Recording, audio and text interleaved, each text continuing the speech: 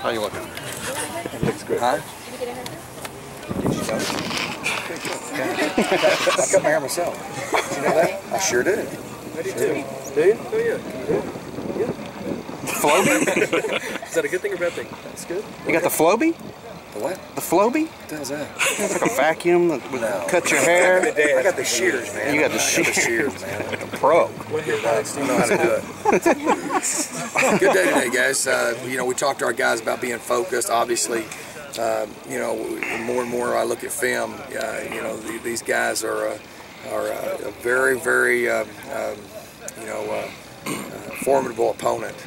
And the thing about it is that you got to get, you know, a team coming in that's, they've lost 5 games straight. They lost it to, you know, I think 4 of the top teams in the country, and they've played them very close. And they just had some. Really, what's hurt them is 2 things: turnovers, penalties. And so we going in this game, when you go into a bowl game, you had this much time off. It's kind of like the first game of the year. It's who makes the least amount of mistakes.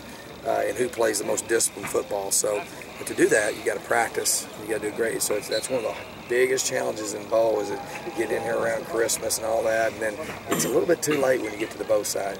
Once you get to the bow side, there's too many distractions.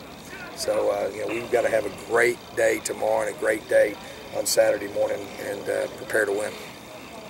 Have you had a conversation with Carl yet about his coming back next year, or what he's going to do? Yeah, I have. I don't, you know, what we do on those guys is we'll get them whatever their grade is.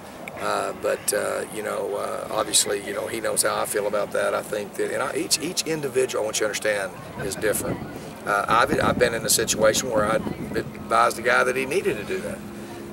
But you know, where we're sitting, I fully anticipate him being back. I think that you know, he knows that.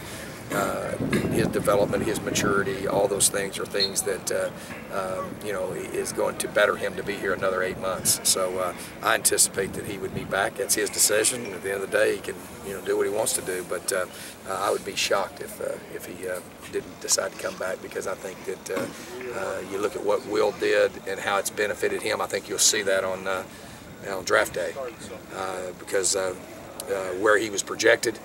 Where he's projected now is night and day. You look at the success that he's had, and maybe it wasn't in statistics, but you know, consensus All-American again, Pac-12 Defensive Player again, Morris Trophy, all those things, and the maturity. He's ready now, and there's a big difference in that, you know. And so I anticipate that. You know, every indication he's given me that he intends on being here. So you know how all that stuff is. You know, it's sad that people influence people in ways that are dishonest. I can tell you this, I'm straight honest. If his grade comes back and it's the first round, we'll have a going away party. I would. I'm just telling you, I wouldn't. It's not just about what our needs are here, but also looking at the total deal.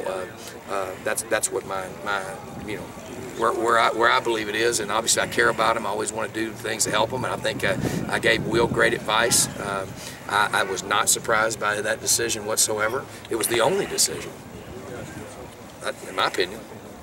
You know, so if that, you know, if Will's grade would have came back first round grade, we'd have had a going away party. You know, because at the end of the day, you know, you can't, you know, you got to weigh all your options. You know, Will's come back and graduated. Carl's already graduated, but does he have more that we can do for him? I think he knows that, and so that's what I anticipate. But on the same hand, I don't get into all the, I think all that, it's kind of like in recruiting. They get so much attention and so much of that stuff's blown out of proportion, and it's a shame. Sometimes people can make bad decisions. So we care a great deal about him. We're going to help advise him, and again, at the end of the day, it's his decision, not my decision. You guys send in his paperwork? Oh yeah, we do that with all of our guys, our juniors and stuff, get them evaluated. Can you talk about the play of Salamo Fiso, how much he meant to you guys down the stretch? Did a great job, you know, be a freshman All-American, and how he's grown and matured. Going to be a great one. Love his character, love his attitude. Guy very well respected, especially by our younger guys, that freshman bunch, and a guy that's, I mean, and come in and, you know, Stefan being a returning starter, be able to come in and play and to become the starter is pretty impressive. And a guy that's been our kind of guy, man, character guy, works his tail off, does a great job, and we've strained him and trained him, and he's going to be a great one for us. I'm really pleased with him. When you look back to fall camp, do you anticipate him having the success he ended up having? Yeah, I mean, I think I seen it last spring. He caught my eye last spring, and you know, not surprised at all. Kyle Norbrooks seems to be a little bit more involved. He's still redshirting, coming back next year, right? Oh yeah. Okay. Yeah. You know, he was coming off that ACL, and you know, I just didn't. You know, I didn't. You know, I think we did the right thing. And we almost weren't. You know, was worried that we were going to have to play him. Right. But he's still only about 90%. You know, so we're going to be very careful with him. And you know, he won't play in the bowl game, but he'll be back next year. And I think that's something that we're kind of excited about, or very excited about. I shouldn't say kind of. He probably. DJ still playing.